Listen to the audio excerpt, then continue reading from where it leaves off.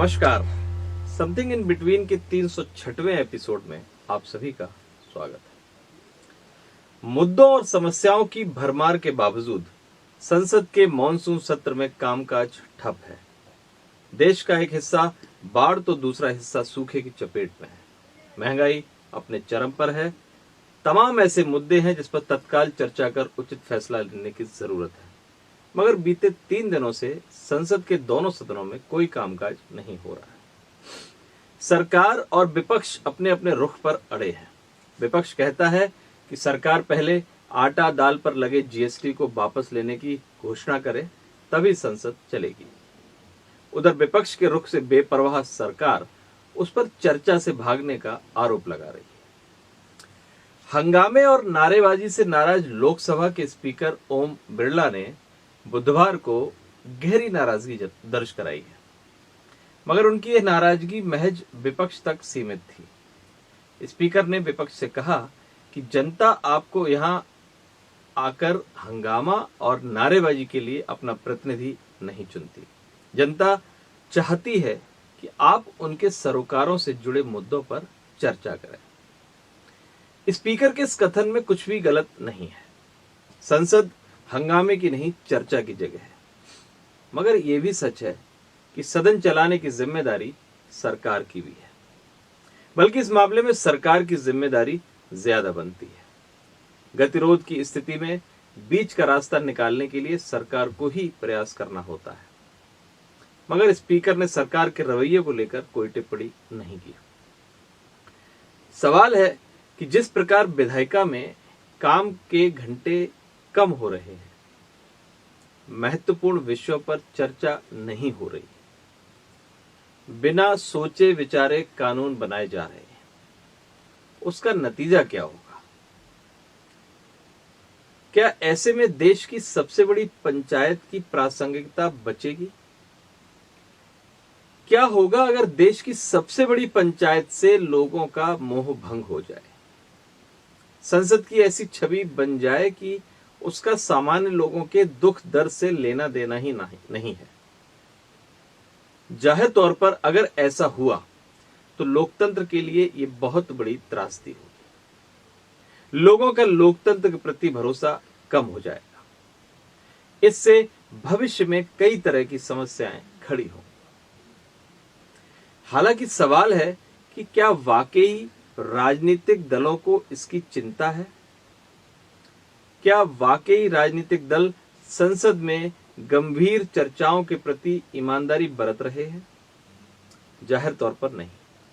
बीते कुछ सालों में संसदीय कार्यों के प्रति सांसदों की दिलचस्पी बेहद कम हो गई है। धारदार बहस की स्वस्थ परंपरा तो दशकों पहले विलीन हो चुकी है। अब सांसद अध्ययन नहीं करते। इसके कारण विभिन्न विषयों पर होने वाली चर्चा सतही होती जा रही है। अध्ययन के अभाव के कारण सांसद सरकार से ढंग का सवाल नहीं पूछ पा रहे। पूरक प्रश्नों में भी पहले की तरह दमखम नहीं दिखता, जबकि आजादी के बाद लगातार 2-3 दशकों तक विपक्ष की तैयारियों के कारण प्रश्नकाल और शून्यकाल के दौरान सरकारें हालाखान रहती थी। लोहिया, लिमे, कृपलानी, पटनायक, इंद्रजीत गुप्त जैसे नेता जब सवाल पूछने खड़े होते थे तो सत्ता पक्ष की स्थिति देखने लायक होती थी। लोहिया जब आंकड़ों के साथ बोलते थे तो नेहरू तक असहज हो जाते थे। कई बार नेहरू तक को जवाब नहीं सूझता था। मधु लिमे सदन में जिसकी तरफ आंख उठाकर एक नजर देख लेते थे तो लोग सहम जाते थे।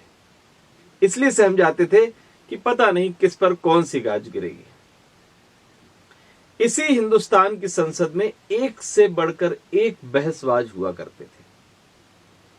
संसद के रिकॉर्ड में आला दर्जे की बहसें दर्ज हैं। बीएन मंडल से लेकर भूपेश गुप्त, न जाने कितने सांसदों ने विमर्श की लोकतांत्रिक प्रक्रिया के जरिए इस मुल्क को गढ़ा है। कभी उन नेताओं ने अपनी असहमति को शत्रुता या कटुता की शक्ल नहीं लेने दी। वह इसलिए कि यह शख्सियत लोकतंत्र और राजनीति के प्रति ईमानदार थी। इनके पास संबंधित विषयों का व्यापक अध्ययन होता था। विषयों के संबंध में गजब की तैयारी होती थी। ये सांसद हंगामा के जरिए नहीं, सदन में चर्चा के माध्यम से, सवालों के माध्यम से सरकार का जीना हराम किए रहते थे। मगर नई सदी में हालत इतनी खराब हो गई कि प्रश्नकाल और शून्यकाल के दौरान विपक्ष सरकार को घेर ही नहीं पाया। सरकार की ओर से अंधाधुंध पारित कराए जा रहे विधेयकों में खामियां तक नहीं गिना पा रहा। नई सदी के पहले दशक में हमने देखा कि कई सांसदों को पैसे लेकर सवाल पूछने के आरोप में अपनी सदस्यता गंवानी पड़ी। इस कांड के खुलासे के बाद यह साफ हो गया कि संसद में सांसद सवाल पूछते नहीं, बल्कि कॉरपोरेट सहित अन्य क्षेत्र अपने हितों को साधने के लिए उनसे सवाल पूछवाते हैं।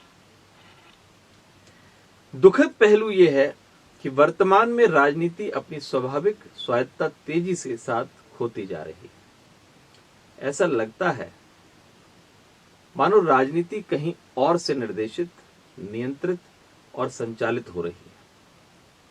ऊपरी तौर पर भारतीय लोकतंत्र का शरीर स्वस्थ और बड़ा दिखता है, मगर इसकी आत्मा बीमार हो चली है। जाहिर तौर पर अगर इसका सही समय पर उपचार नहीं किया गया तो देश का लोकतंत्र धीरे धीरे काल कलवित हो सकता है। ऐसा लगता है कि जिसे हम और आप लोकतंत्र कहते हैं वह दरअसल लोकतंत्र का प्रबंधन है। निश्चित रूप से इस स्थिति को बदलने की जरूरत है। सरकार के साथ साथ विपक्ष को भी अपने रवैये में बदलाव लाना होगा। खास तौर से विपक्ष को समझना होगा कि महज हंगामा और नारेबाजी कर सदन की कार्यवाही स्थगित करा देना ही लोकतंत्र नहीं है।